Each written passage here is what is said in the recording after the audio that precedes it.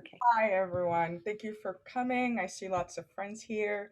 I'm Marie Rocha. For those who don't know me, I'm the founder and managing partner of Release Ventures, a fund based out of Connecticut, investing in tech and bioscience, life science all around. I am excited to introduce you all to Charlene Walters, who I had the opportunity to have another conversation with LMHQ a couple of months ago, and I thought it would be fun to bring her along to HAYVN as well. Charlene, would you like to introduce yourself to these wonderful women? Sure. Thank you so much for having me. And thank you so much, Marie, for that introduction. I'm thrilled to be here. I'm Charlene Walters, and I am a business and branding mentor. And I am an entrepreneurship coach and speaker and author of Launch Your Inner Entrepreneur. It's on entrepreneurial mindset for women. I'm working on my next book, which is called What's Next? And it really has to do with emerging from the pandemic as business professionals.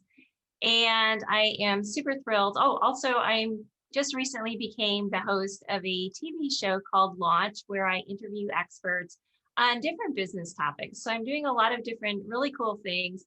And a lot of my journey has really begun since the pandemic. Prior to this, I was working in higher ed and I had developed a digital entrepreneurship MBA program. So this is kind of a change in direction for me. I had been working previously with my own side hustle and super thrilled to be talking to you today about developing an entrepreneurial mindset. So thanks for having me. Thank you. Every time I read about you or talk to you, you add like two more things to it.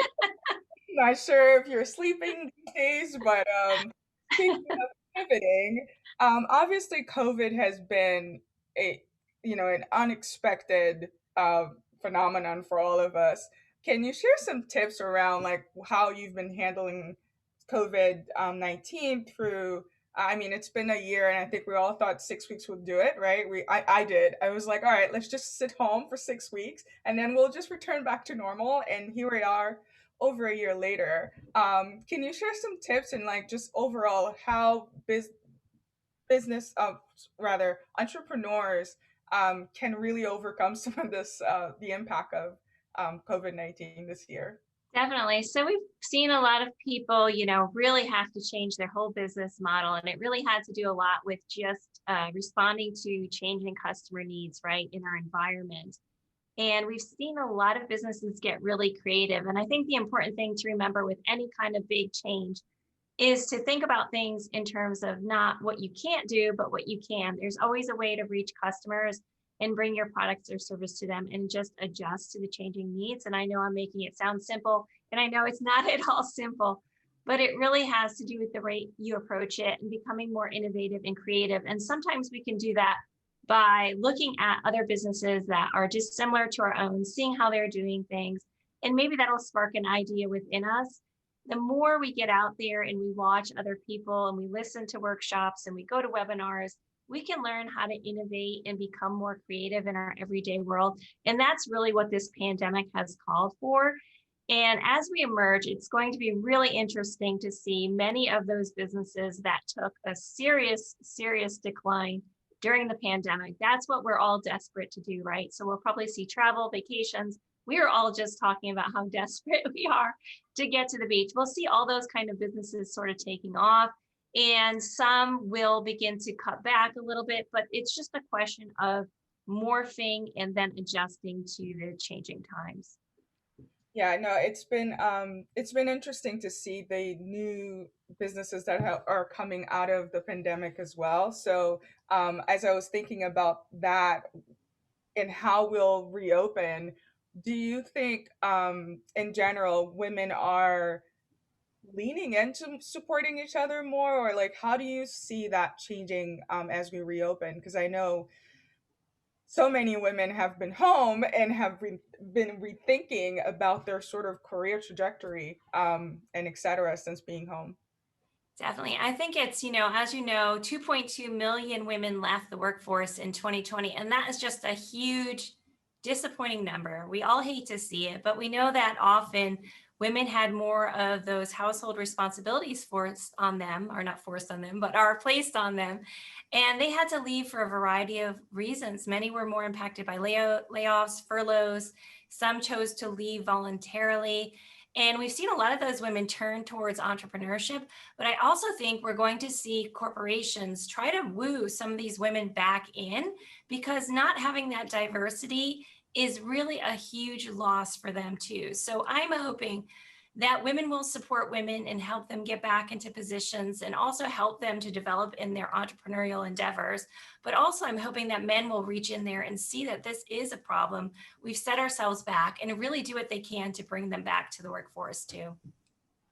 That's interesting because I hadn't considered that more women would be returning. I thought more would be actually starting their own businesses just because we've had more freedom to just be home and manage schedules and etc. So that said, I think we all talk about imposter syndrome all the time. I've been thinking about what that looks like post COVID, just because we're not interacting the way we used to. I think I'm much more active than I normally am because of the Zoom. Um, what are your thoughts on how, or some advice and tips you can offer women in terms of returning back and tackling imposter syndrome and all of that?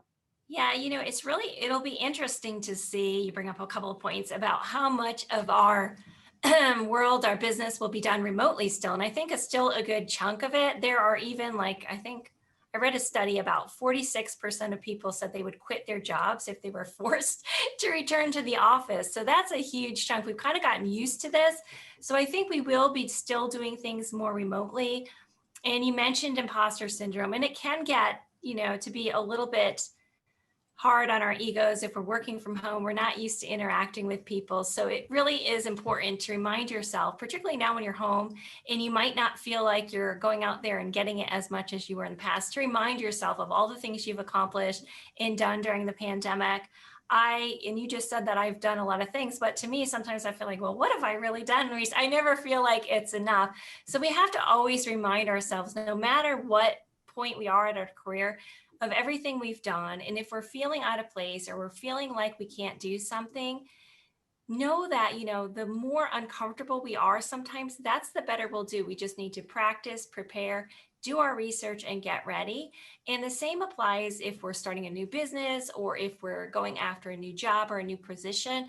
We need to practice, we need to prep ourselves, remind ourselves of all the good qualities.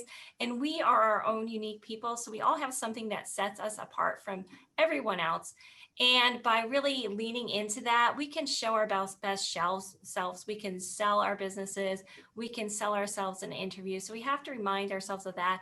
Call a buddy, call a friend if you need it to remind you of everything that's good about working with you, about doing business with you, and use that just to get yourself in the right mindset for those encounters. Thank you for that. We'll all try our best. I'm actually working on an accountability partner, which is a Oh, nice. buddy, which is a new concept to me because I don't usually do well with that. That said, I know some of this story because from reading your book and speaking to you before. But can you talk about some setbacks that I think, someone as accomplished as you are, we often forget that there was a journey leading to this. I would love for the audience here to hear a little bit about the setbacks and how you overcame them, and some tips you can also share from that angle, like more personal than business, that also obviously affects all of it. Yeah, definitely. So, my career has been in higher ed and marketing on and off before I became an entrepreneur. And when I was mid PhD, working on my PhD in marketing, my kids were really young. My husband left for work one day and was involved in an accident and just never came home. It was very stressful. The girls were 2 and 4. I was sad. It's not ever anything I wanted. I never wanted to be a single mom, doing all these things. It just wasn't on my agenda. Unfortunately, that happened to me. It was a tough time. I thought, I'll never finish this PhD. I'll never do what I want to in my career.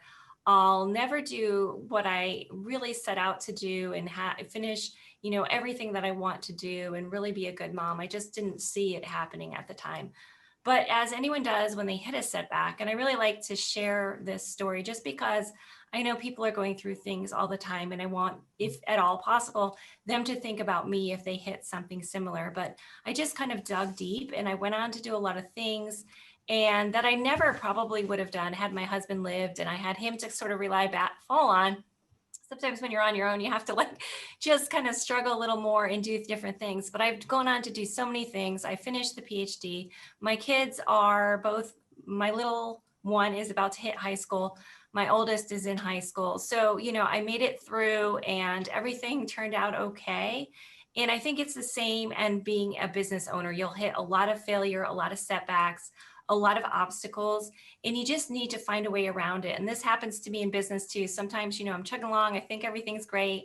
I hit something and I'm just, I feel it. I really do. I feel sad. I feel like my hard work hasn't paid off. But what I need to do in those cases is sort of reset my mindset by doing whatever I can. Maybe I need a break. Maybe I need to spend some time with my children.